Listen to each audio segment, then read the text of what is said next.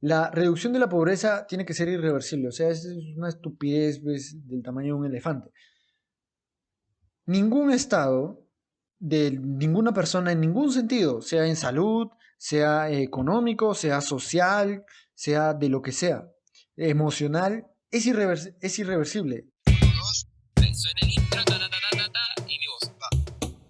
Habla, pe varón. Habla, causa. Tú, que hablas de política y religión. Que la pegan de filósofo también. Cumplí la abuela. En redes nomás paras peleando. ¿Pa' colmo? Estás en... Nah. Ven pa' acá, brother. Órate un poquito. Y habla bien, pues causa.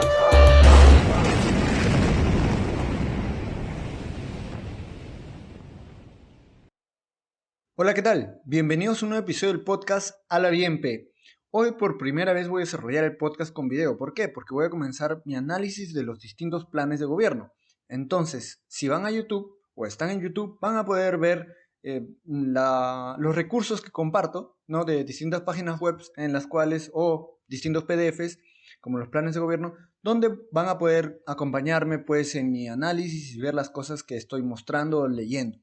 Entonces, comenzamos por esta noticia de RPP Noticias, donde comparte que en las últimas encuestas, pues Lescano sigue liderando con 11 puntos y en el segundo puesto se están peleando, pues Keiko Fujimori, también Hernando de Soto, Verónica Mendoza, López Aliaga y George Forsyth, todos en un punto porcentual casi.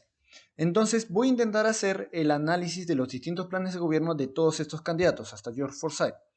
El día de hoy vamos a comenzar pues con Lescano, que está primero, y con Verónica Mendoza.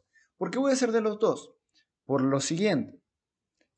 Acá en la noticia en el análisis, mejor dicho, hecho por la consultoría Videnza en la plataforma Propuestas del Bicentenario, ellos comparten pues su análisis del gasto fiscal que correspondería a cada plan de gobierno de los distintos candidatos más importantes. Entonces, si vamos al detalle, podemos ver todo el desarrollo pues, que han hecho, todo el estudio y todas las conclusiones y distintos gráficos muy interesantes, pues vamos a tomarlos como ciertos todos estos análisis, porque comprobarlo esto es extremadamente complicado, ¿no? Entonces, vamos a confiar en que es una fuente confiable, valga la redundancia, y seguiremos adelante.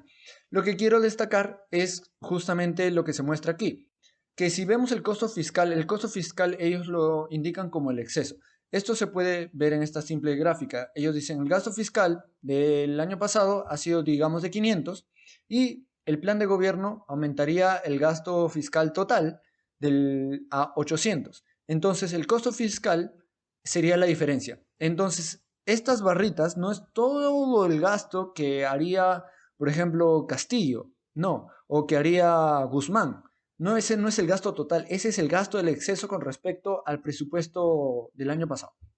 Entonces, todo esto es exceso. Y según el análisis que ha hecho esta consultoría, el límite razonable sería casi 15.000 millones de soles. El único que está cerquita de eso, pues sería Hernando de Soto. Y el que está más lejos sería Castillo. Y quiero hacer de Lescano, que está, es el que está liderando las encuestas, y de Verónica, ¿por qué? Porque si ven están muy similares. He leído los planes de gobierno completo y pues se parecen en muchos aspectos. Entonces vamos a hacerlo juntos. Como pueden ver, el de Lescano está en 73.000 millones de soles, lo que es como casi 60.000 millones de soles en exceso por encima del límite razonable. Y Verónica está casi en los 90.000, entonces serían pues 75.000 millones de soles en exceso por encima del límite razonable, como les digo. He verificado estas estadísticas, he hecho una verificación pues no súper profunda, pero parece ser razonable los números que muestran en este estudio. Es bastante extenso, yo me voy a centrar en las primeras gráficas principalmente, porque son las más interesantes, creo yo, pero hay varios datos que les recomiendo que verifiquen este estudio. También nos vamos a apoyar en la Constitución. A veces tocaré tal vez en algún artículo. Si no han escuchado mi último episodio, pues les invito a que lo vean, donde hablo puramente de la Constitución, los dos últimos.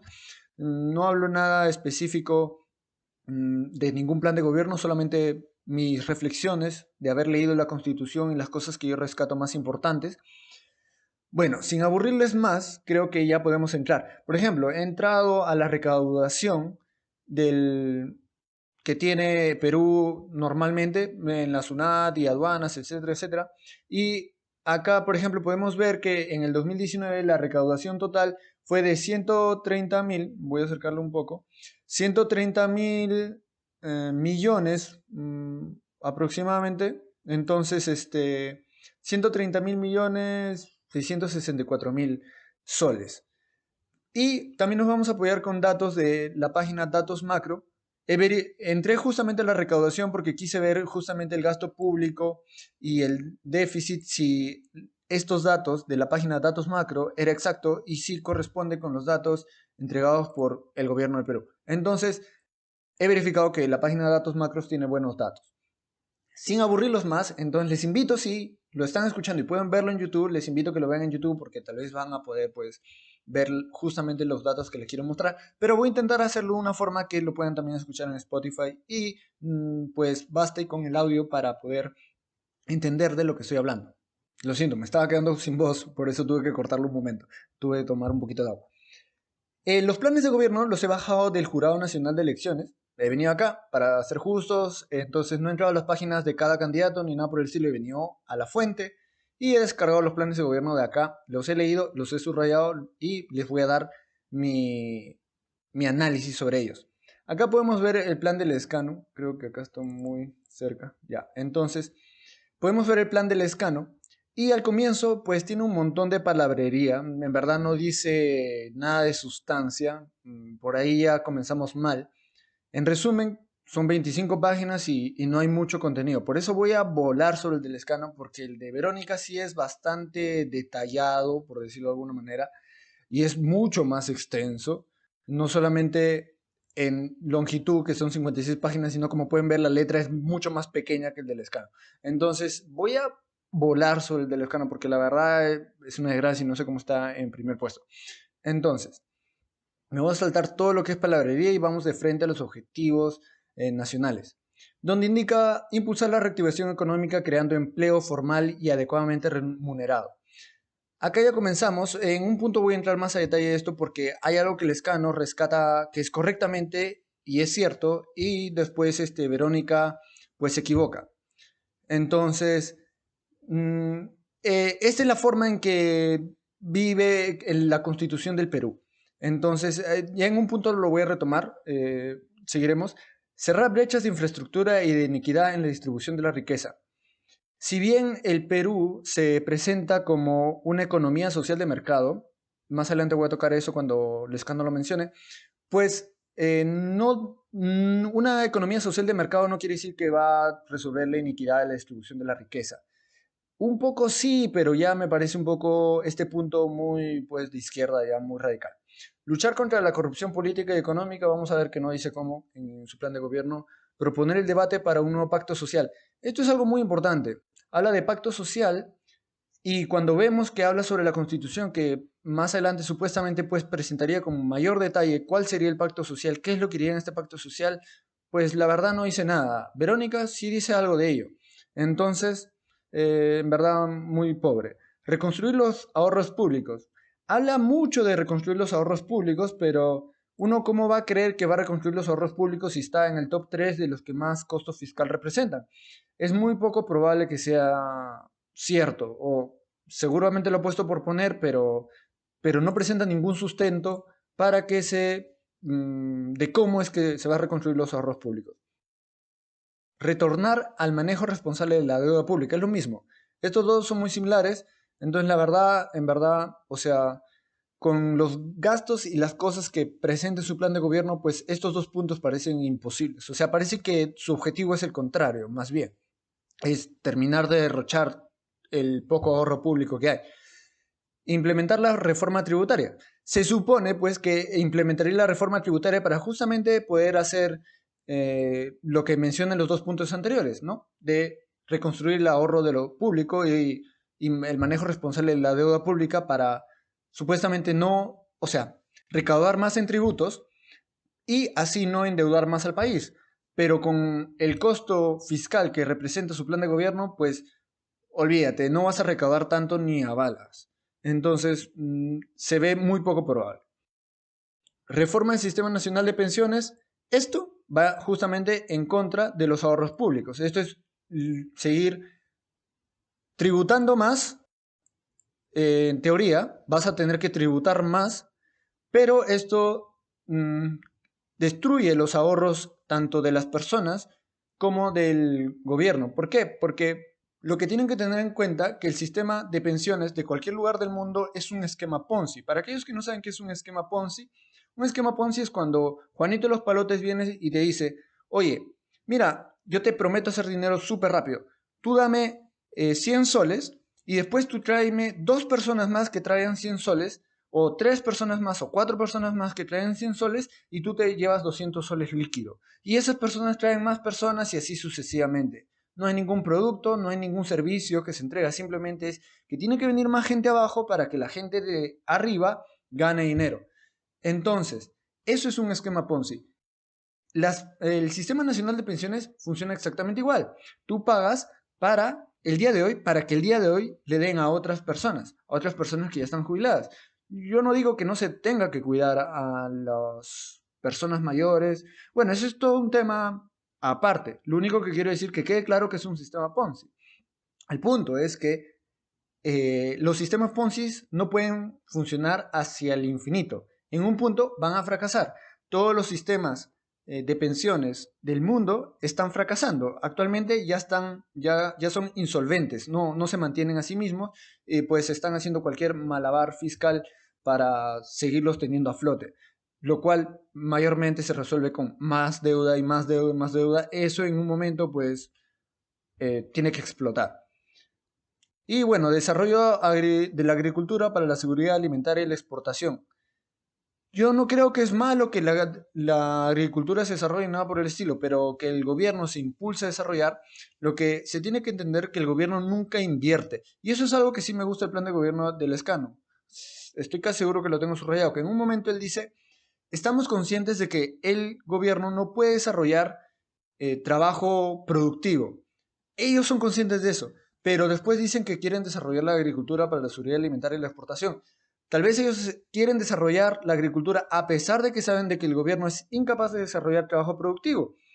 Pero lo único que estás haciendo ahí es dilapidando los ahorros de las personas y dilapidando el presupuesto, aumentando el gasto público y no es inversión, simplemente es dilapidar el dinero. ¿Por qué? Porque cuando el gobierno ahora les encanta llenarse la boca diciendo vamos a invertir en lo que sea, infraestructura o otras cosas. Pero al final lo único que están haciendo es sacando dinero de otro lado y metiéndolo en otro lado. Y lo están metiendo a fuerza. Por ejemplo, en este caso sería agricultura. ¿Por qué? Porque saben que, no sé, que por alguna razón las personas particulares o empresas no se quieren involucrar porque no es rentable. Entonces, el problema que ocurre es que el gobierno está moviendo dinero que podría haber sido gastado, consumido en servicios o productos, o ahorrado e invertido de forma productiva, de forma rentable, y lo están moviendo. Primero lo están, obteniendo por impuestos, quiere decir quitándoselo a la gente, al pueblo. Después, con todo su costo administrativo y todo, pues, las coimas que se dan por ahí, tiene que llegar hasta el desarrollo de la agricultura, que será, como lo dicen más adelante, en dar créditos baratos a los agricultores y cosas por el estilo. Pero lo que pasa en el camino, uno, se pierde mucho dinero de forma administrativa, dos, se lo dan y después lo poco que dan después es usado en una actividad que no es rentable. Entonces, al final de cuentas, estás dilapidando los ahorros del país. Acá entra en modernizar el Estado e implementar el modelo económico bajo los cimientos de una real economía social de mercado. Esto es lo que justamente les decía. En la Constitución del Perú está que somos una economía social de mercado. En el artículo 58, acá se los muestro. En el artículo 58 dice, economía social de mercado. La iniciativa privada es libre. Se ejerce en una economía social de mercado. Bajo este régimen, el Estado orienta el desarrollo del país y actúa principalmente en las áreas de promoción de empleo, salud, educación, seguridad, servicios públicos e infraestructura. Leamos el artículo 59, rol económico del Estado. El Estado estimula la creación de riqueza y garantiza la libertad de trabajo y la libertad de empresa, comercio e industria. El ejercicio de estas libertades no debe ser lesivo a la moral, ni a la salud, ni a las seguridades públicas. El Estado brinda oportunidades de superación a los sectores que sufren cualquier desigualdad. En tal sentido, promueve las pequeñas empresas en todas sus modalidades. Entonces, quiere decir que el plan del Lescano más o menos, no digamos más o menos, como que sí se adecua a justamente lo que está en la Constitución del Perú, que somos una economía social de mercado. Quiere decir que hay libre mercado, pero como que el gobierno está ahí de una forma un poco que asiste, que influencia, que planifica para justamente mejorar la redistribución de la riqueza. No lo dice claramente acá en la Constitución, pero si tú buscas en Google, lo que sea, economía social de mercado, pues quiere decir que es una economía libre, que tiene libre mercado, pero que el gobierno intenta redistribuir la riqueza supuestamente con impuestos a los más ricos, ¿no? Por eso existen estos impuestos progresivos, mientras más ganes, pues más impuestos tienes que pagar. Entonces, para darle esto en ayuda social, pues en planes de gobierno, ¿no? Como se le conoce, Plan 65 o Beca 18, etcétera, etcétera. Entonces, a las personas de menores recursos. Supuestamente tenemos competencia y supuestamente tenemos un libre mercado, pero ya está manchado pues por esta planificación, esta influencia del gobierno para generar esta redistribución. Por eso se llama economía social de mercado. El gobierno claramente no se apropia de los medios de producción, pero sí es un planificador que influye en el libre mercado y lo distorsiona de cierta manera, y entonces no tenemos un libre mercado como tal. Es 100% libre de influencias externas que lo distorsionan.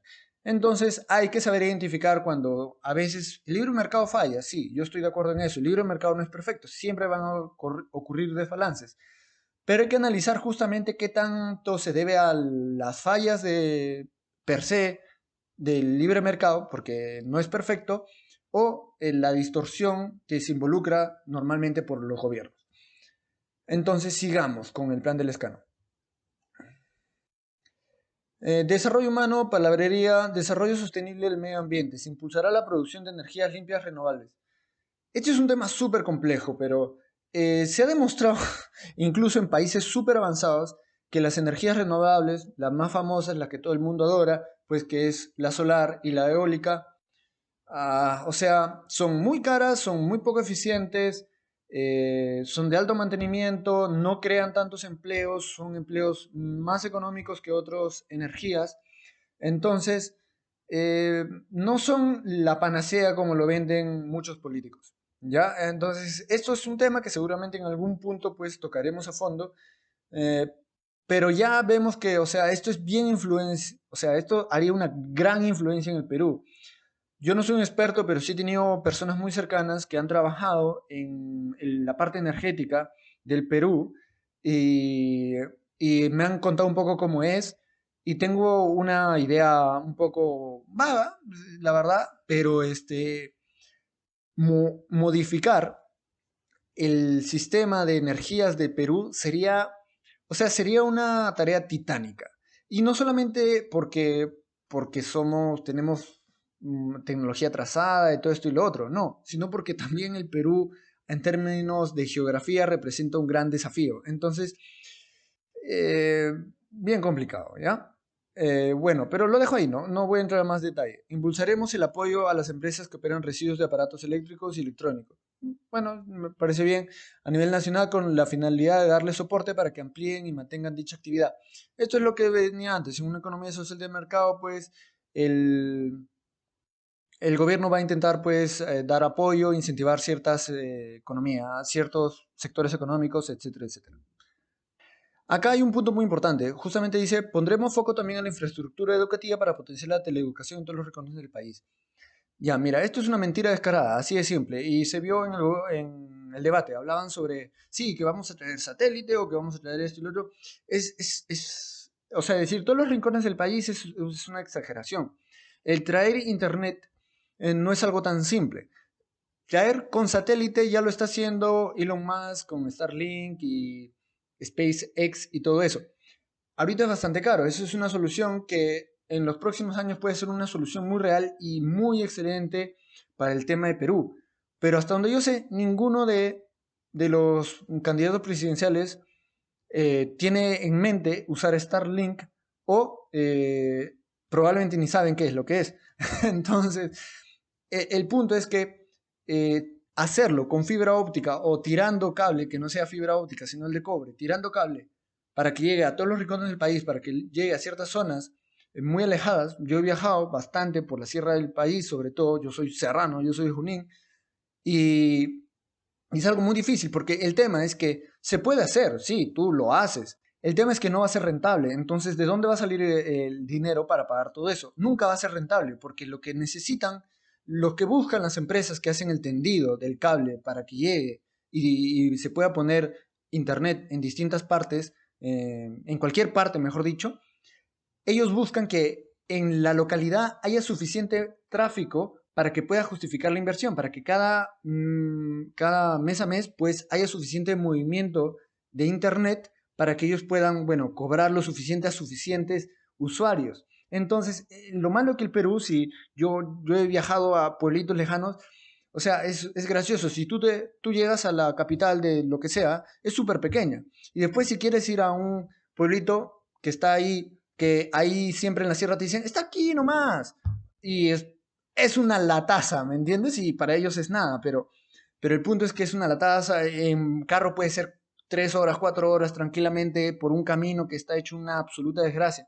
Entonces, decir que vas a tener internet en todos los rincones del país y que todos se van a teleeducar, olvídate, pues eso es una mentira para un país como el nuestro, ¿no? Y eso incluso en países súper desarrollados, eso es llegar al 100% es casi por ahora es bastante difícil. Con Starlink puede ser que se haga una realidad. Dice, para generar riqueza mediante el impulso de la inversión pública y privada, justa distribución de ingresos y la riqueza. ¿Quién va a decir que es justo? Eso es lo que a mí me parece bien gracioso. O sea, cuando todos ellos se llenan la boca diciendo justa distribución del ingreso y la riqueza, etcétera, etcétera, ¿quién dice que es justo? ¿Cuánto es el porcentaje? ¿Cuál es la brecha que tiene que haber entre ricos y pobres que es justa? ¿Quién no dice eso? Pues no hay ninguna brecha justa. El mundo no es justo. Es así de simple. Entonces, no vengan con cosas. Si te metes en esa búsqueda de la justa distribución del ingreso y la riqueza, siempre va a haber alguien o un grupo de personas que va a decir que no es justo, hasta que todos tengan lo mismo. Entonces, y no todos se van a volver ricos, sino todos nos vamos a volver pobres. Bueno, y termina con, es necesaria también una reforma tributaria que nos permita alcanzar la real justicia. O sea, está intentando decir que a través de aumentar los impuestos, pues se va a alcanzar esto. Imposible, no se va a alcanzar. ¿Por qué? Hay algo que no se tiene en cuenta. Hay una curva. Bueno, seguro se los compartiré, ahorita no tengo el nombre, no me acuerdo, pero hay una curva que demuestra que a menor impuesto, o sea, si tú tienes impuesto cero, pues obviamente no recaudas nada, pero si tú vas a impuesto 100%, también no vas a recaudar nada. Entonces, hay una curva que demuestra justamente esto, que no necesariamente mayor tasa, el incremento, no de la reforma tributaria, el incrementar los tributos, va a corresponder a mayor recaudación tributaria. Entonces, hay un punto ideal, pero yo creo que no se debería seguir el punto ideal, sino que se debería seguir otros conceptos. Entonces, no se debería tributar con pos a tributar más, ¿no? Encontrar ese porcentaje que nos dé el porcentaje ideal donde recaudamos más como país. Desde mi punto de vista, esa no debería ser la situación, sino debería tributarse según lo que se corresponde tributar y ya está, punto. Entonces, bueno, acá no sé cómo va el gobierno a incrementar la autoestima personal. Eso para mí no tiene ni pies ni cabeza. Reforma del Estado. Para mí esto es más de que muchas veces los candidatos presidenciales se presentan como... ellos son, pues, no sé, agua bendita, son superhéroes, o sea, van a acrecentar tu autoestima personal. Eso es su trabajo de cada persona, ¿no? ¿Qué son? ¿Dios? Ya bueno. Reforma del Estado. Reforma radical de la administración pública. Esto es bien importante. Tanto en el plan de Lescano como en el de Verónica aparece la palabra radical. De la administración pública al sistema político, electoral y judicial para lograr una auténtica transformación cultural que practique y promueva la honestidad, veracidad y la laboriosidad a través de la educación y transparencia en todos sus actos. Yo digo, o sea, los valores, la cultura, creo que es algo que se tiene que, la veracidad y la laboriosidad es algo que se tiene que hacer las personas, nosotros mismos. El gobierno no nos tiene que impartir esto. Y si el gobierno tiene el poder para hacerlo, tienen que tener en cuenta que esto quiere decir que el gobierno tiene la capacidad y el poder suficiente para empujar cualquier cultura o cualquier valor en la sociedad. Y esto es altamente peligroso. Recuérdenlo, Hitler fue electo demócratamente y la gente lo seguía. ¿Por qué? Porque simplemente él tendría buenas habilidades de comunicación, será un buen líder, pero que usó sus habilidades para el mal. Pero lo que quiero dejar claro es que si el gobierno es capaz de impulsar este tipo de cosas, pues ese poder, que el gobierno tenga ese poder y se le dé esa responsabilidad y que ese sea su trabajo, el que nosotros queremos que desarrolle, pues puede desembocar en las peores catástrofes, en las aberraciones más horribles que pueden existir. Lo que queremos es que la sociedad sea la que desarrolla su cultura, la que desarrolla sus valores en sí mismas y que no está centralizada en una persona, en un gobierno o en el Estado. Acá termina con: debe primar el Estado de Derecho, donde primen las leyes, los procesos y las razones, donde la constitución política del país esté por encima de cualquier Estado.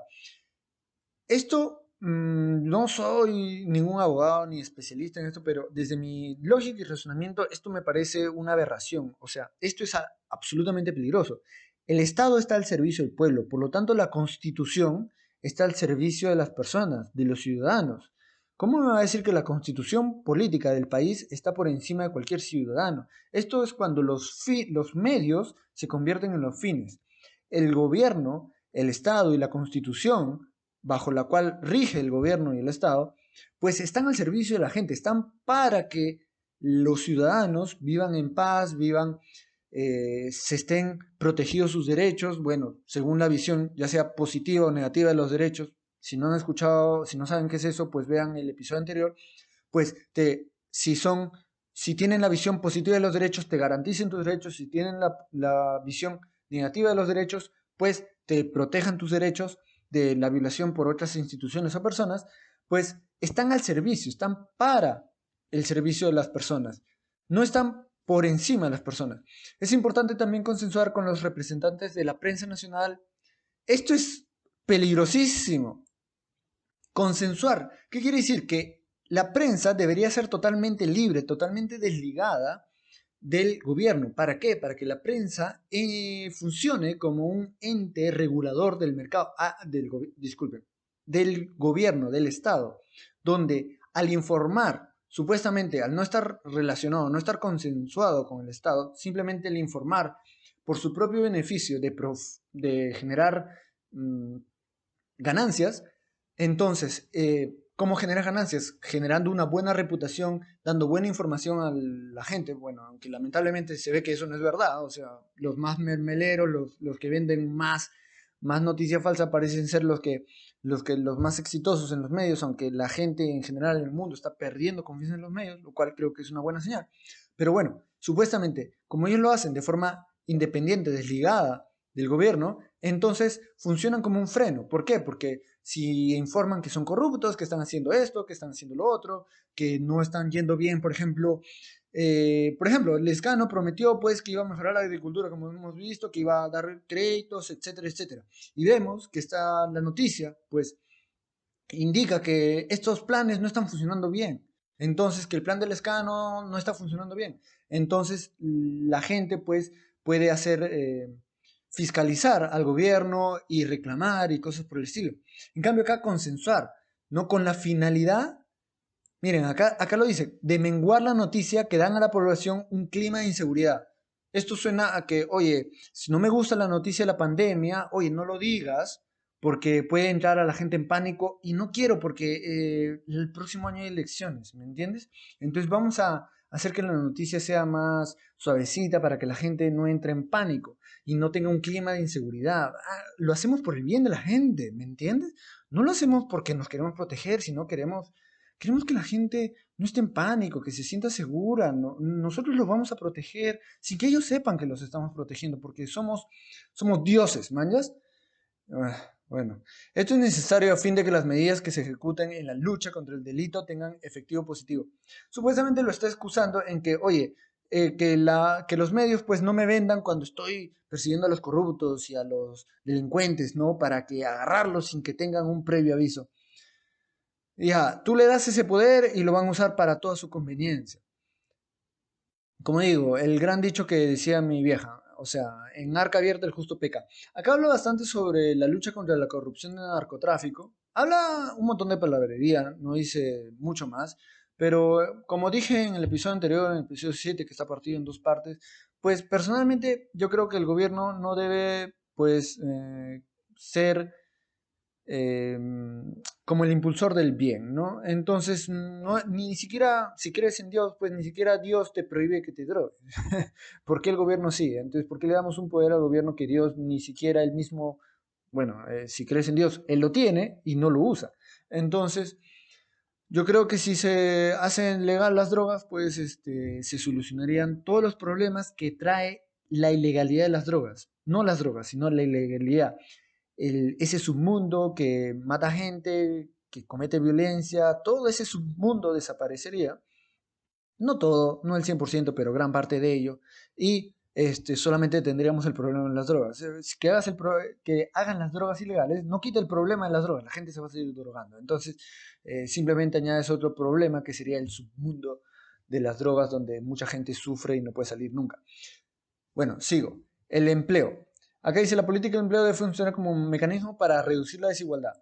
Seguimos con lo mismo, la distribución del ingreso y la lucha contra la pobreza del país. El empleo no sirve para reducir la desigualdad, sino el empleo sirve para generar prosperidad. El empleo tiene que generar algo al final, que tiene que ser un producto o un servicio. Y este producto, este trabajo tiene que ser eficiente, de tal manera que no tengas que meter más para sacar menos. Entonces eso sería estúpido. Lo que tienes que supuestamente meter más y el trabajo que se realiza es para elevar lo que estás obteniendo al final. Tú tienes, mírenlo así de simple, tú tienes unas entradas que pueden ser dinero, que pueden ser materia prima, que pueden ser horas de personas, horas de trabajo de distintas personas. Entra ahí a la cajita donde es la empresa, se hacen los distintos procesos, los distintos trabajos de distintas personas y sale un resultado, que es el producto final o servicio final, que debería traer mayor prosperidad a la sociedad. Si tú cambias ese objetivo de que el trabajo es para acrecentar la prosperidad y la riqueza y generar riqueza, generar ahorros, generar productos, generar distintas cosas, lo cambias con el objetivo de reducir la desigualdad, reducir la desigualdad y luchar contra la pobreza sí, digamos que está bien, no es el objetivo en sí mismo, pero si tú tienes un trabajo eficiente, pues al final de cuentas va a haber menos pobreza. Pero si tu objetivo es reducir la desigualdad, pues ya estás desvirtuando el tema, el trabajo cada vez se va a hacer más eficiente, porque ahora ya no tienes un único objetivo, es que ser eficiente, que generar prosperidad, que generar riqueza, sino también quieres disminuir la desigualdad de riqueza, redistribuir, y ahí comienza el trabajo a volverse menos productivo, por lo tanto, no vas a sacar a tantas personas de la pobreza y al final de cuentas el segundo objetivo que tú pusiste, que era reducir la desigualdad, al final de cuentas terminas ampliándola, nada más. Y en números puede pasar que no, puede pasar que tú tienes un país socialista, comunista, que tiene como objetivo reducir la desigualdad y años después no tienes desigualdad, pero porque todos los que tenían plata se fueron y porque ahora todos los que se quedaron son pobres. O están cerca de la pobreza, pero todos están por ahí.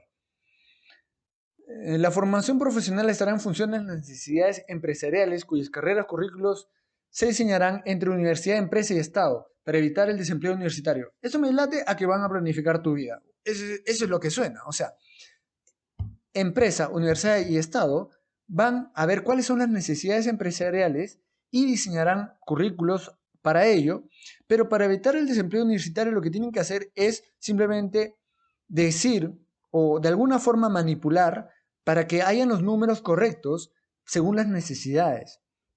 Esto para mí no debería ser así, simplemente debería ser libre. Las personas deberían intentar informarse y poco a poco la sociedad va creando cierta sabiduría y así cada vez va eligiendo mejor, ¿no? Entonces hay muchas personas que comentan, oye, yo no quería estudiar esto, pero mi viejo me insistió o mi vieja me insistió y al final de cuentas terminé haciéndole caso, qué bueno que les hice caso.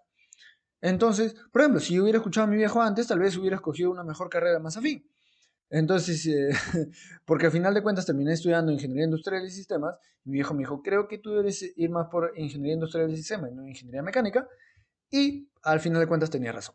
Entonces, que no era perfecto lo que yo buscaba, pero sí se adecuaba más a cómo funciona mi cerebro y pues mis objetivos a largo plazo que yo tengo en mi vida y que yo le comentaba a mi viejo. Entonces, debería ser así. Entonces, lo que te están negando acá, primero, es que la sociedad crezca en sabiduría. Y segundo, es que el adoctrinamiento, o sea, si los currículos están hechos por universidad, empresa y Estado, y el Estado está metido, pues a mí no me gusta el Estado involucrado en la educación. ¿Por qué? Porque hay algo muy claro, hay algo muy cierto y lo he mencionado, creo que sí lo he mencionado en el último episodio, no estoy seguro, por eso lo menciono ahora. El tema es que el Estado no tiene la intención de educarte, tiene una motivación para no educarte y mantenerte bruto. Yo me acordé, sí lo mencioné.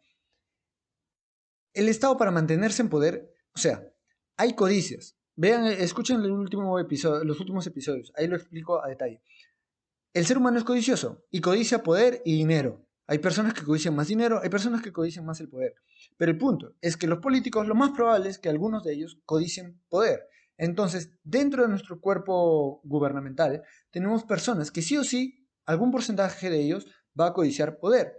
Entonces, si estas personas, de alguna forma, alguna de ellas van a terminar involucradas en la educación, entonces ellos van a tener la intención no de educarte, sino de mantenerte bruto o peor aún, adoctrinarte. Entonces yo no quiero que el Estado se meta en la currícula de los estudios. Esto debería ser simplemente lo que quieran las personas, pura oferta y demanda. Por último, incentivos tributarios a quienes contratan personas de 55 y 65 años. Esto es a lo que decíamos antes, a reducir la desigualdad, o la pobreza. Sí, yo sé que muchas personas mayores pasan muchas dificultades, pero yo creo que la solución es a largo plazo. Si tú tienes trabajos más productivos, las empresas cada vez generan mayores ganancias, cada vez la economía de las personas, del país en general y de cada persona y cada familia poco a poco va a ser mejor. Entonces, a largo plazo, si cada vez la economía es mejor, pues las personas mayores van a poder generar ahorros durante su vida, terminar su vida sin deudas, para cuando sean mayores ya no tener más deudas y poder disfrutar de lo que han generado a lo largo de su vida. Pero si tenemos un país pobre, no importa pues, o sea, todas las personas de 55, 65 y 70 años vas a tener que trabajar hasta que te mueras. ¿Por qué? Porque el país es pobre, porque no es productivo, porque no es eficiente, porque lo único que buscan es quitar la desigualdad, desaparecerla, ¿no? Entonces, lo que nosotros queremos es trabajo eficiente, trabajo productivo, que cada vez el Perú, cada trabajo, cada persona que trabaja sea lo más productiva posible y al futuro, en el largo plazo, vamos a crecer. Por lo tanto, la estrategia reactivadora para impulsar la producción y generar empleo formal debe considerar acciones de estímulo diferenciadas para la gran empresa, mediana empresa y pequeña empresa. Acá la palabra es estímulo. Ya, acá hay algo que quiero dejar claro. En la parte de estímulo, esto es teoría monetaria moderna. La teoría monetaria moderna indica que los estímulos por parte del gobierno, esto quiere decir imprimir dinero, en algún punto lo tocaré a mayor detalle porque esto es un tema complejo de cómo los gobiernos inyectan dinero en la economía, pero el punto es que los gobiernos imprimen dinero gracias al Banco Central y lo reparten. Entonces, como ha pasado el año pasado por las pandemias, por la crisis de las cuarentenas. Y le llaman estímulo porque supuestamente va a estimular la economía, va a estimular que la gente va a tener, o las empresas o la gente va a tener dinero en sus bolsillos para gastar. Entonces se sigue moviendo la economía como si no pasara nada, en el caso por la cuarentena que fue generada por la pandemia.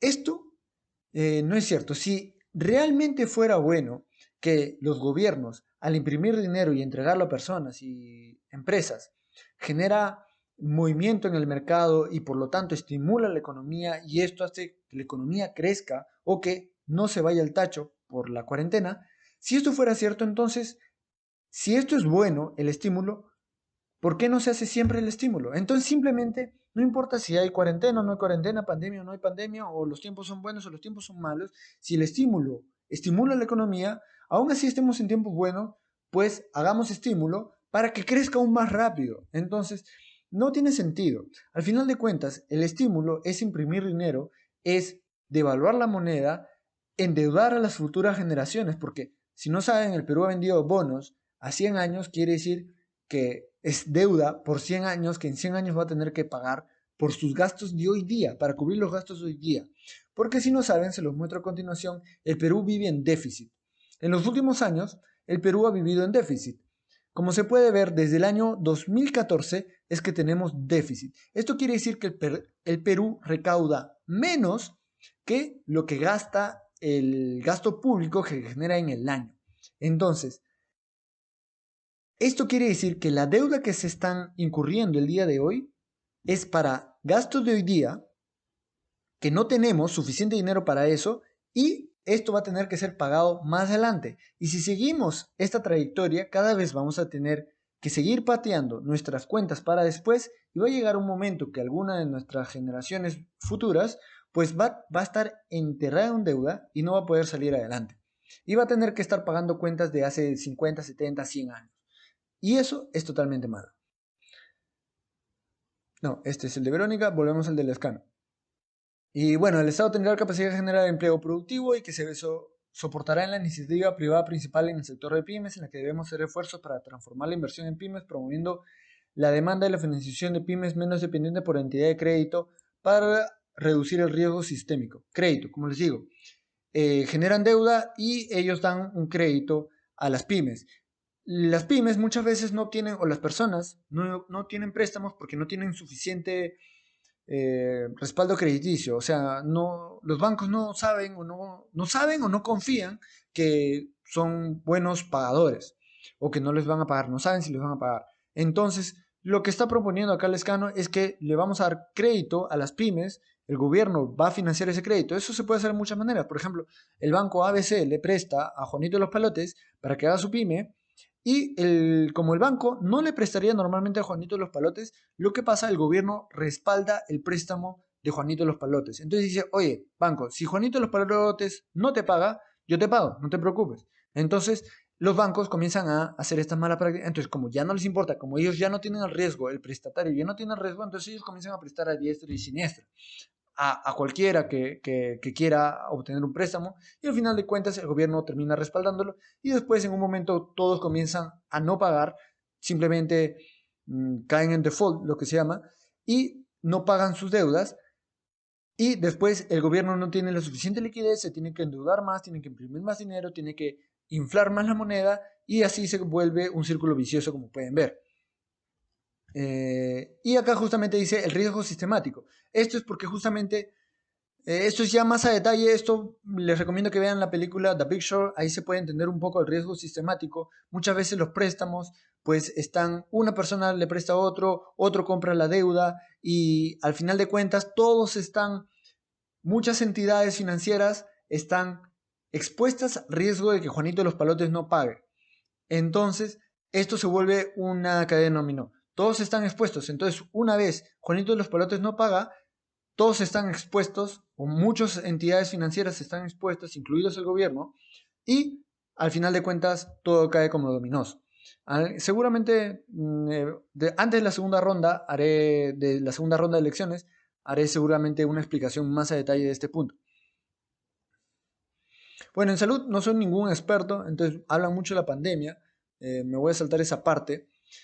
Y la verdad, Lescano dice muy poco. Por ejemplo, acá habla del nuevo contrato social. Les invito a que lo lean. El punto es que no dice absolutamente nada de lo que iría en la nueva constitución. Simplemente dice un cambio de constitución. Trabajar y dejar trabajar donde la sociedad y el Estado auspicien y fomenten la formación de capital de los pequeños emprendimientos para que reflejen en la búsqueda de empleo digno. Es lo que les acabo de decir. O sea, que las personas nos van a incrementar los impuestos para que nosotros a través del Estado podremos auspiciar las pymes, los emprendimientos y la búsqueda del empleo digno. Lo cual es más impuestos para ti. Como ves, el plan de gobierno del Escano pues totalmente, implica un gasto público enorme, totalmente imposible para la realidad peruana. Volvemos al plan del Escano. Ya, acá sigue hablando de la reactivación económica a través, como les digo, de política expansiva de gasto eficiente. Una política expansiva es justamente lo que se presenta acá. Esto es una política expansiva. Aumentar, todo esto es exceso con respecto al presupuesto del año pasado. Entonces quiere decir que van a aumentar el presupuesto.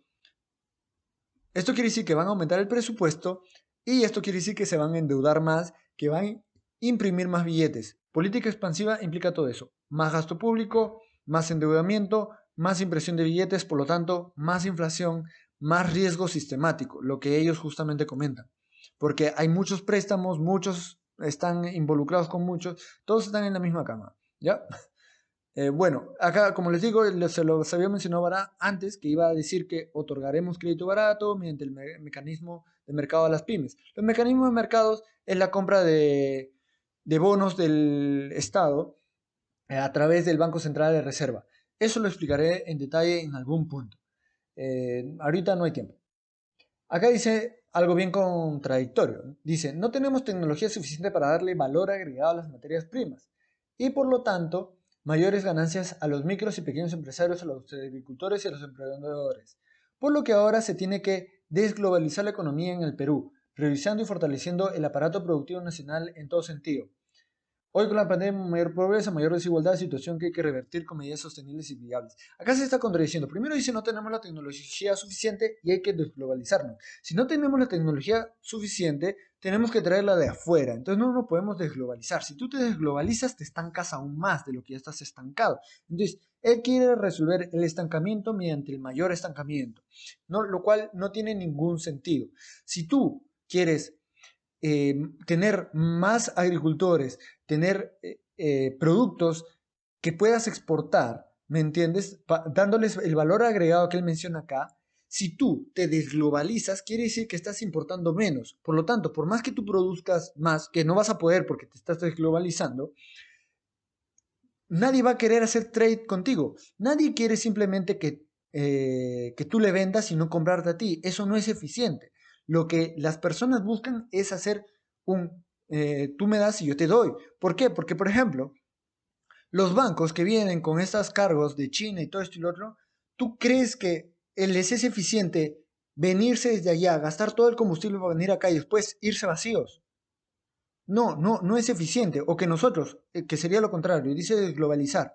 Entonces, quiere darle valor agregado y exportar. Entonces, quiere decir enviar barcos o lo que sea, aviones con productos de valor agregado hechos en el Perú para venderlos en el extranjero con la tecnología que no sé de dónde va a sacar para que después vuelvan esos aviones, barcos vacíos al Perú. Eso no es eficiente. Entonces todo lo que estoy diciendo es una serie de contradicciones y en verdad no tiene ni pies ni cabeza desde mi punto de vista.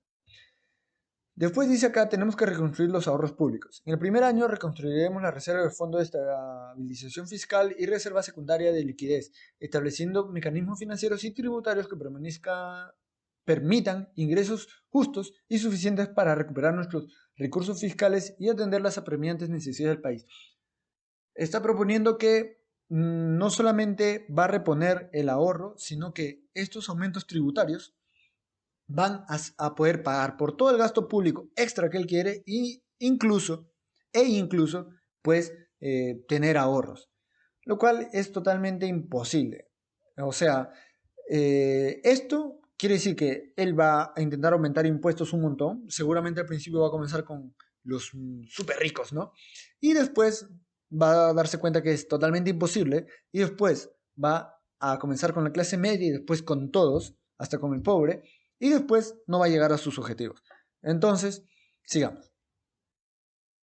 Acá dice, tomará medidas y retornará a los niveles de endeudamiento público al menos del 26% del PBI, que era lo que había en el 2016. Lo dudo que sea así de simple. No se va a poder retornar tan rápido a este nivel. El 2019 estábamos en 27, acá se puede ver.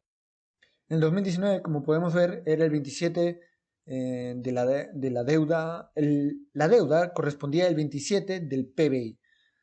Lo cual no está mal, el Perú está bien en esos niveles, en verdad, a comparación del mundo, y creo que es un buen nivel. Siempre el endeudamiento, justamente tenía una conversación con mi familia, y sí, el endeudamiento es necesario, pero mucho endeudamiento pues te manda a la bancarrota. Pero lo dudo mucho que se pueda lograr, peor con un gasto fiscal tan grande que representa el plan de gobierno del escano. Acá habla sobre eh, el tema de los préstamos con respecto a las entidades bancarias, ¿no? Dice, el establishment actual, los grandes beneficiarios de crédito masivo, o sea, los bancos y baratos son las grandes empresas y los grupos económicos, pues los bancos le prestan los ahorros del público.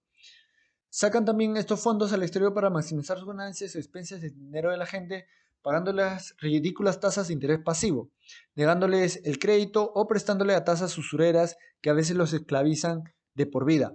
El tema de los intereses, pagándoles ridículas tasas de interés pasivo, esto no es o sea, no es culpa de los bancos. Los bancos simplemente están haciendo lo que le están siguiendo lo que indica el Banco Central de Reserva. Lo que tienen que saber es, antiguamente yo me acuerdo cuando era chibolo, creo que podías ganar un 6% pues en tus intereses, ¿no? Si tú tenías un depósito ahí en el banco. Ahora no llega ni al 2% creo. Bueno, sobre todo peor después de la pandemia. Y esto es un fenómeno global, o sea, incluso que en Europa hay interés negativo. Quiere decir que tú tienes que pagar por tener un depósito. El interés es el costo del dinero. Lo que pasa, el Banco Central de Reserva es el que indica cuál es el tipo de interés. Cuando ocurrió las cuarentenas por la pandemia, pues simplemente los bajaron a cero en todo el mundo. ¿Por qué? Porque quieren comenzar a endeudarse. El gobierno quiere comenzar a endeudarse. No se va a endeudar con tasas de interés altas. Entonces ellos ponen tasas de intereses bajísimas. Pero sí, esto no quiere decir entonces cómo el banco va a entregar tasas de interés altas si es que el interés en el mercado está regulado por los bancos centrales de reserva y ellos, o sea, si ellos simplemente dan esas tasas de interés altas, ellos terminan muriendo, porque con los bonos que ellos puedan tener o con las inversiones de renta fija que ellos puedan tener o con los intercambios que ellos puedan generar, como acá indica, entre empresas, entre bancos o con el extranjero, pues ellos no van a obtener nada de ganancia. O sea, ellos están obteniendo lo mismo, incluso menos de rentabilidad en su interés pasivo, como lo menciona acá en el plan de gobierno. Entonces, no tiene ningún sentido de que esto lo reclame a los bancos. Esto debería reclamarlo al Banco Central de Reserva. Si tuviéramos un libre mercado para los tipos de interés y los tipos de interés estarían en 6 o en 7, en 8, en un 10 y los bancos no están dando ese tipo de interés, entonces ahí sí justamente les podría reclamar. Habla la de reducción drástica de la informalidad económica en el país. Ya, lo voy a pasar simplemente porque, en verdad, esto estaba tomando mucho más tiempo del que yo pensaba. No sé cómo voy a hacer con el de Verónica, pero bueno. ¿A quién le conviene que la informalidad se reduzca?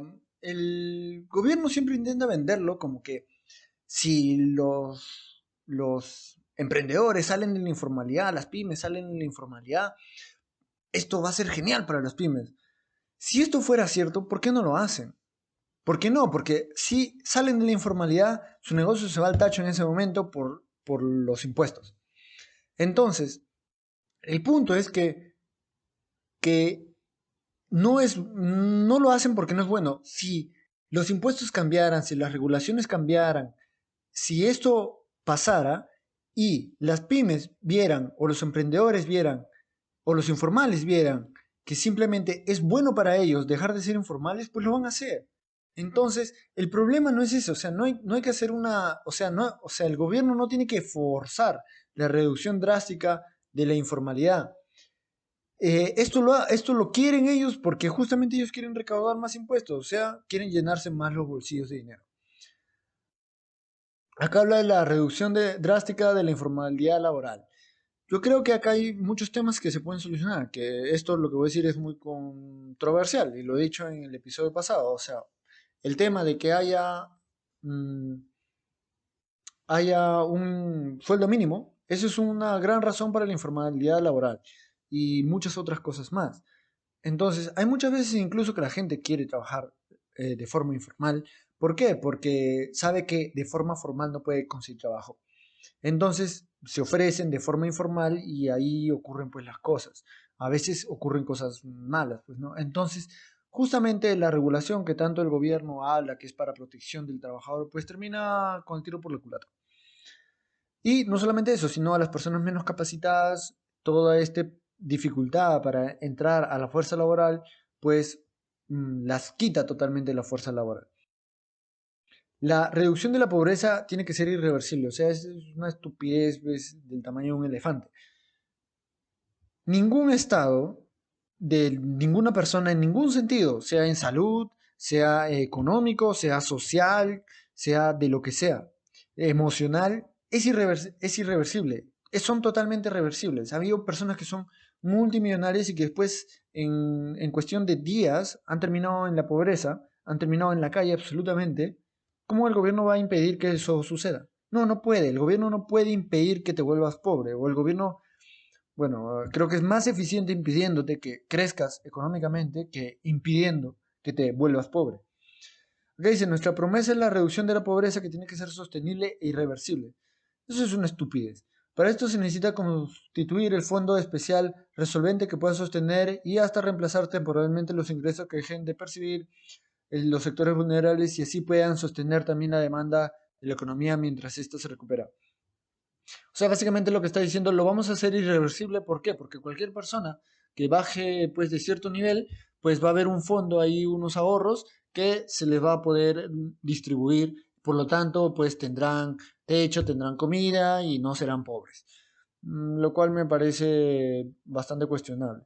Lo único que quieren es tener más poder, más dinero del cual poder sacar y imaginemos que lo logran, imaginemos que logran crear esta institución, ¿no? Este fondo especial resolvente.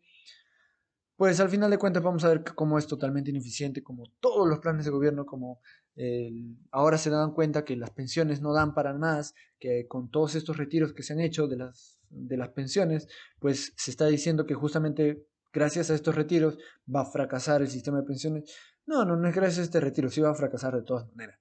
Solamente que esto de la pandemia y estos retiros lo ha acelerado.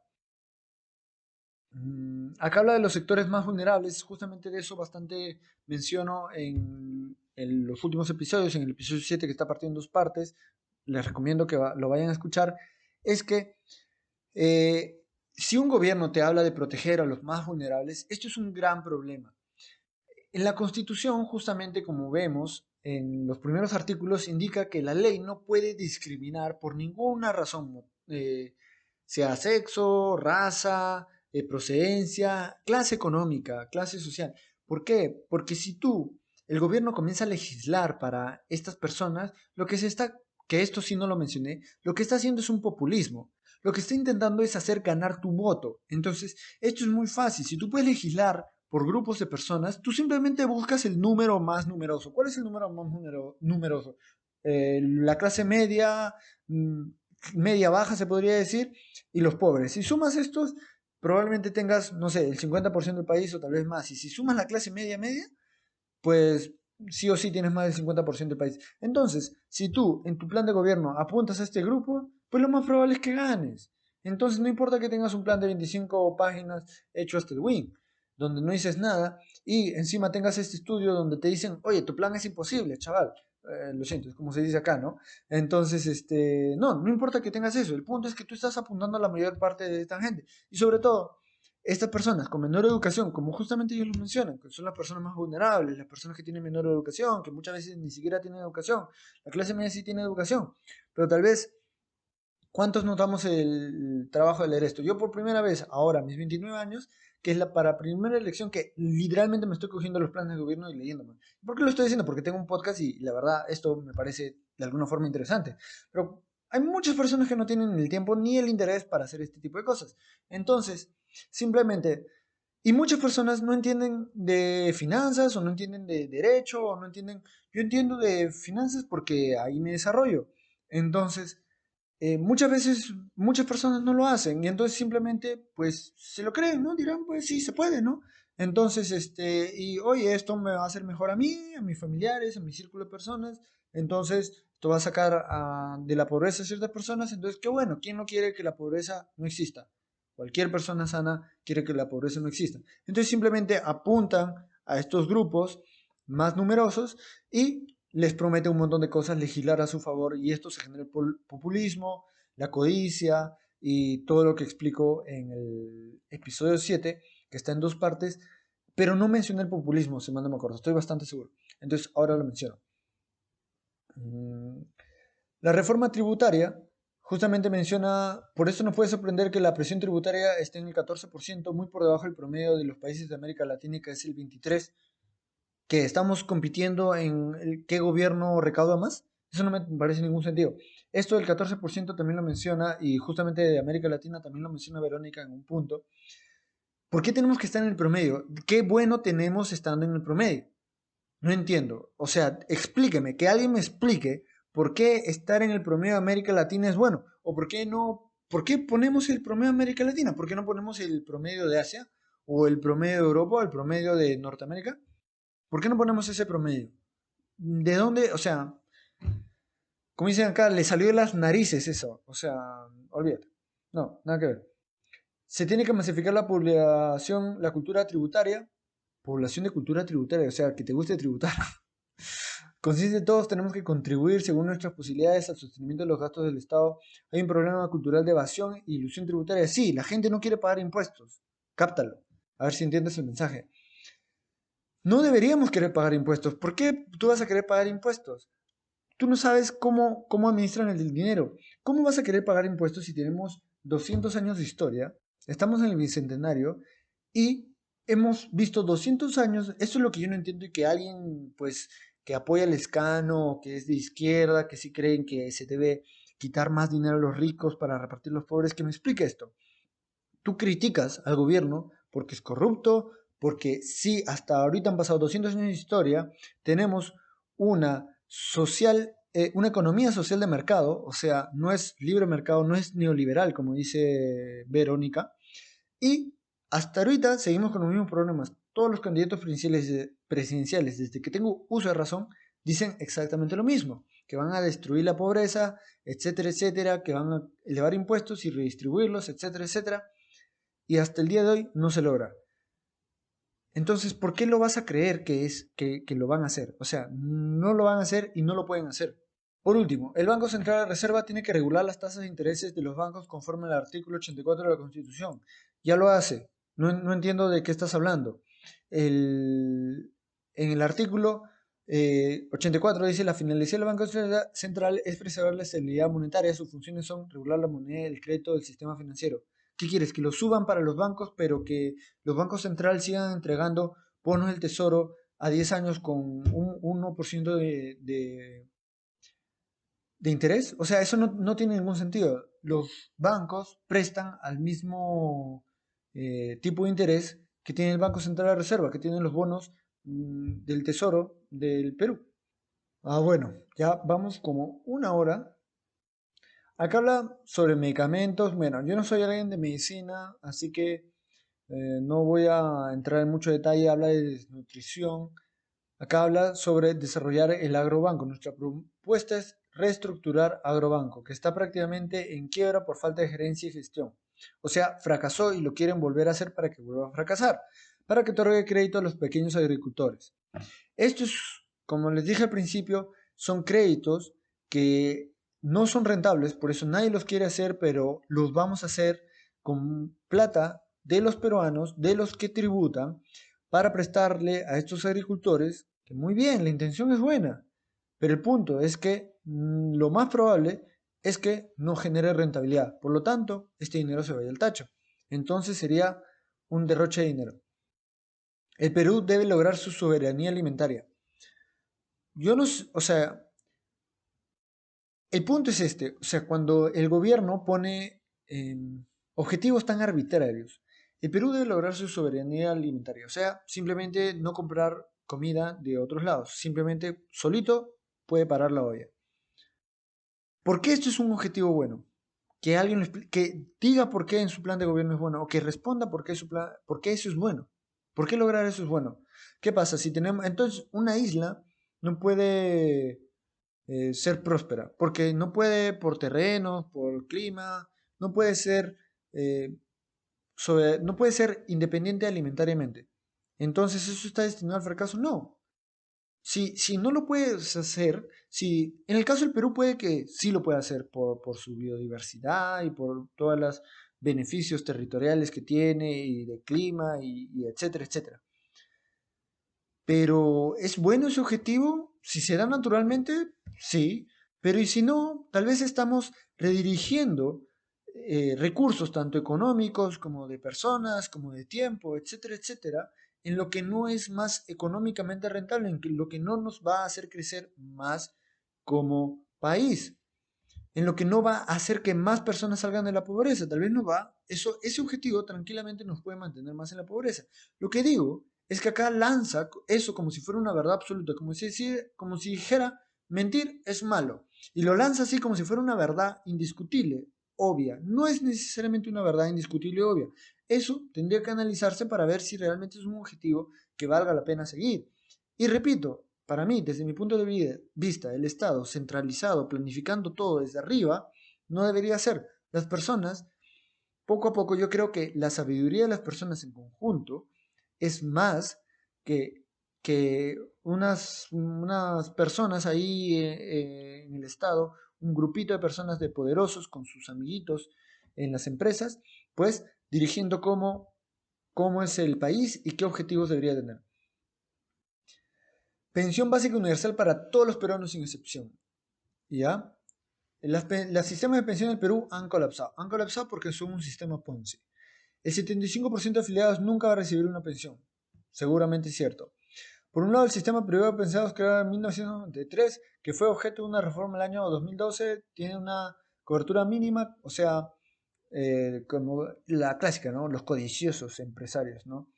Entonces, oficialmente, de acuerdo a la estadística, el promedio de pensiones es de alrededor de 1000, pero en realidad da pensiones mucho veces del orden de 50 al mes. En ambos casos, como un efecto de elevada informalidad del país, la densidad de cotización es muy baja, por debajo del 40% y del orden del 38%. Lo que me da risa acá es que él dice, los montos que se otorgan ínfimos y oscilan entre los 500 y 893, que es el sistema de pensiones nacional, el otorgado por el Estado, ¿ya? Pero el promedio es 1000, quiere decir que el sistema de pensiones privado da mucho más que el sistema de pensiones nacional.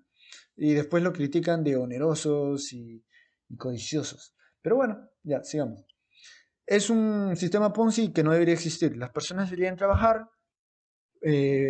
educarse financieramente y al final de su vida laboral, cuando ellos quieran retirarse, pues se retiran, se jubilan y ellos deberían haberse preocupado por su propio futuro. No entiendo por qué debemos dejar la preocupación de nuestro futuro, de nuestros últimos años, al Perú. No entiendo, ¿tú confías en el gobierno? ¿Tú confías en el Estado? No, esos son unos corruptos. ¿Por qué les vas a confiar tu pensión? ¿Por qué les vas a confiar tus últimos años de vida? Yo no entiendo. No entiendo, ¿por qué le vas a confiar 40 años de romperte el lomo a ellos? ¿Por qué no te lo confías a ti mismo? O sea, la cultura de ver al gobierno o a los candidatos presidenciales o lo que sea como los superpoderosos, como los superhéroes, como los que te van a solucionar tus últimos años de vida. No te preocupes, tú confía en nosotros y cuando estés viejo, jubilado, pues te vamos a cuidar. No entiendo por qué renunciar a nosotros, cuidarnos a nosotros mismos. O sea, es una cultura totalmente triste, la verdad. Ya bueno, acá sigue criticando a las AFP, ya no tengo más tiempo para esto. Acá habla sobre pensión 65, también se propone una pensión universal de 150 soles mensuales, inclusive subir la tasa de aporte del 10 al 12%, pensiones entre 750 y 1500, o sea, una elevada bastante grande, ¿no? Que sería el pilar solidario obligatorio, pero también habría, sí que inclusive se sugiere crear un impuesto a la riqueza. Esto es muy importante. Primero, bueno, habla de esta elevación. ¿Por qué resalté todo esto? Porque, pucha, o sea, ¿de dónde vas a sacar esa plata para repartirla y redistribuirla? No la va a poder sacar. No puede. Es literalmente imposible. Acá habla de un impuesto a la riqueza. Y esta frase me parece, o sea, ¿cómo lo ha dicho? Riqueza. ¿Qué es la riqueza? La riqueza es todo lo que tienes. La riqueza es, si tú tienes una casa, eso es parte de tu riqueza. Si tú tienes un auto, es parte de tu riqueza. Tus propiedades son parte de tu riqueza. Si tú tienes una empresa, es parte de tu riqueza. Entonces, inclusive, acá dice, crear un impuesto a la riqueza. Esto es algo que se ha propuesto también en Estados Unidos, que Elizabeth Warren lo propuso. El 2 cents, como le llamaba ella. Que los ultramillonarios simplemente den 2 céntimos de cada dólar de su riqueza. Entonces, esto quiere decir que si tú tienes una empresa que vale pues $1.000.000, tú vas a tener que pagar el 2 impuesto de este $1.000.000 todos los años. O sea, del valor de tu empresa. Vas a tener que devaluar tu empresa todos los años. Si tú tienes una casa que, por ejemplo, vale medio millón de dólares, ¿ya? Tú quiere decir que vas a tener que pagar $10.000 todos los años por tener esa casa. Eso es un impuesto a la riqueza. Acá no lo dice con exactitud, como les vengo diciendo. O sea, este plan de gobierno es una absoluta desgracia. Pero un impuesto a la riqueza es eso. Entonces, ya, que tal vez no lo va a hacer para la persona común, lo va a hacer para los ultramillonarios.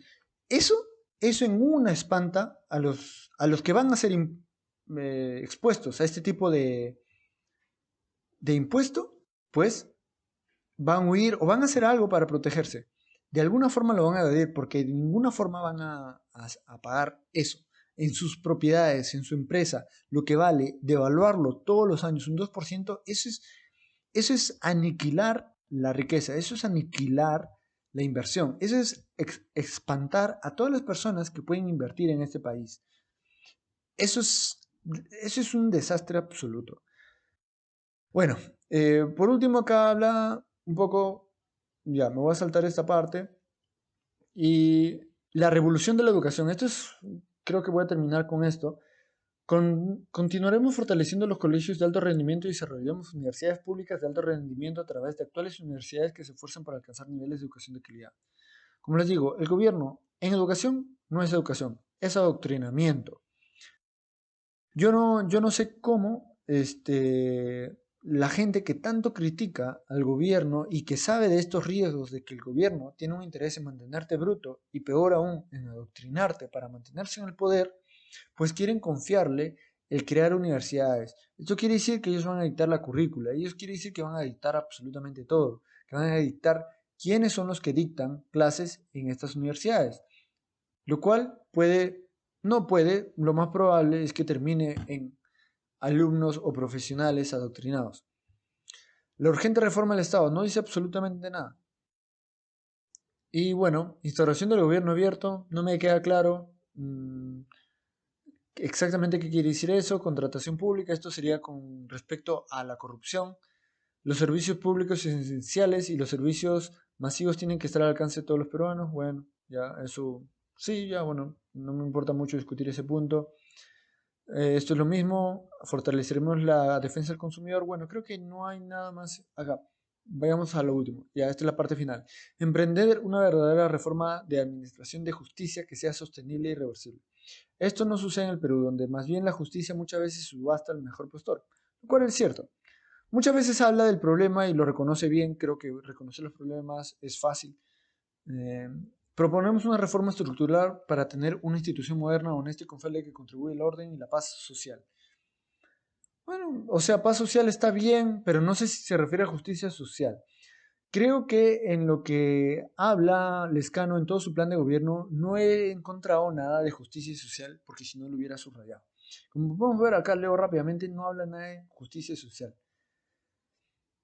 Pero tampoco, simplemente habla del problema, no habla de cómo lo va a solucionar. Pero lo que al menos me gusta del Lezcano es que no habla de justicia social. Sin embargo, Verónica, como veremos, este episodio se ha ido más de la hora, no esperaba hacerlo tan largo.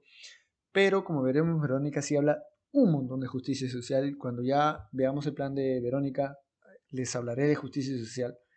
No sé cómo va a ser el plan de Verónica, es mucho más largo que el de Lezcano. Entonces, bueno, intentaré hacer mi mejor esfuerzo y resumirlo de la mejor manera posible. Espero que no haya saltado demasiado en el del Lezcano y que se haya entendido y que, bueno, toda esta información está a disposición de ustedes. Ustedes van a poder acceder a ella.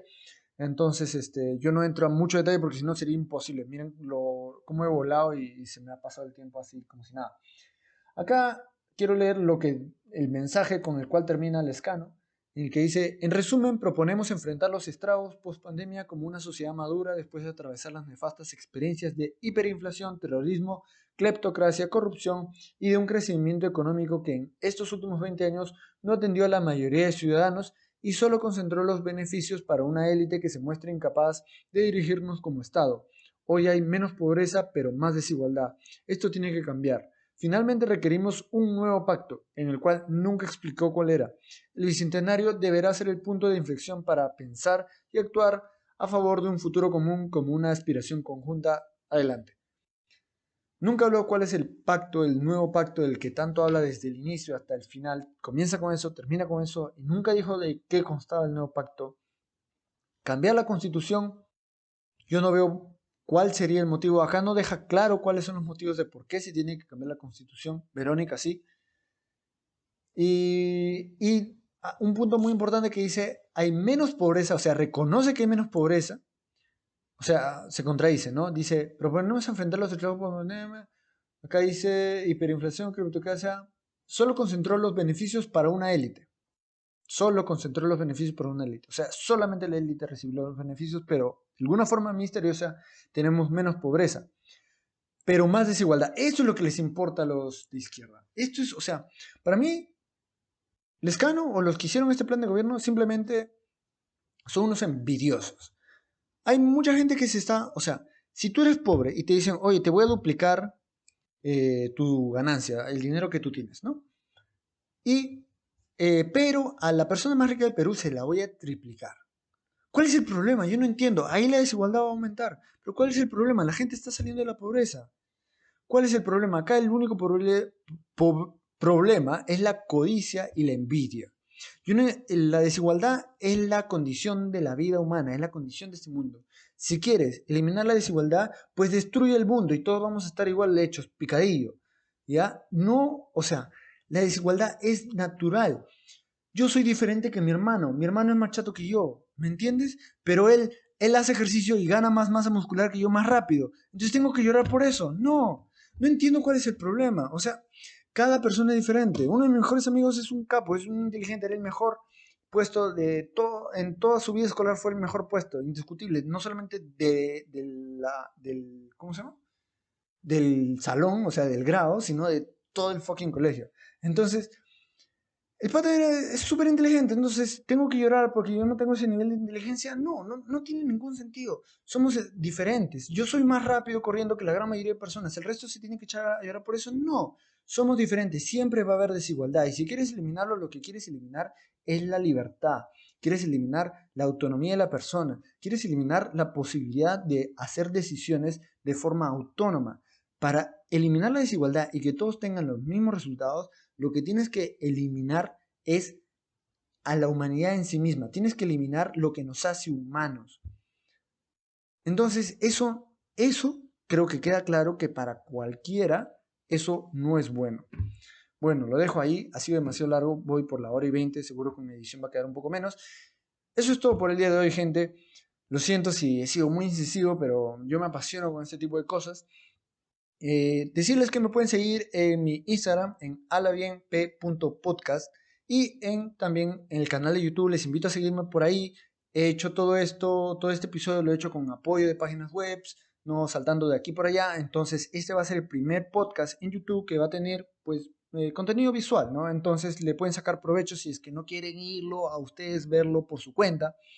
Entonces, les invito a seguirme ahí. Le voy a meter más punch al canal de YouTube porque está bien triste.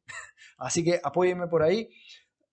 Comentarles que a veces me olvido de esto, que la canción creada de este podcast es original nuestra y ha sido hecha por nuestro productor musical, Samir Vázquez. Mi hermano es un crack. Entonces, si en algún momento saca más proyectos él por su cuenta, se los estaré compartiendo. Y eso es todo por hoy, así que nos vemos en el próximo episodio.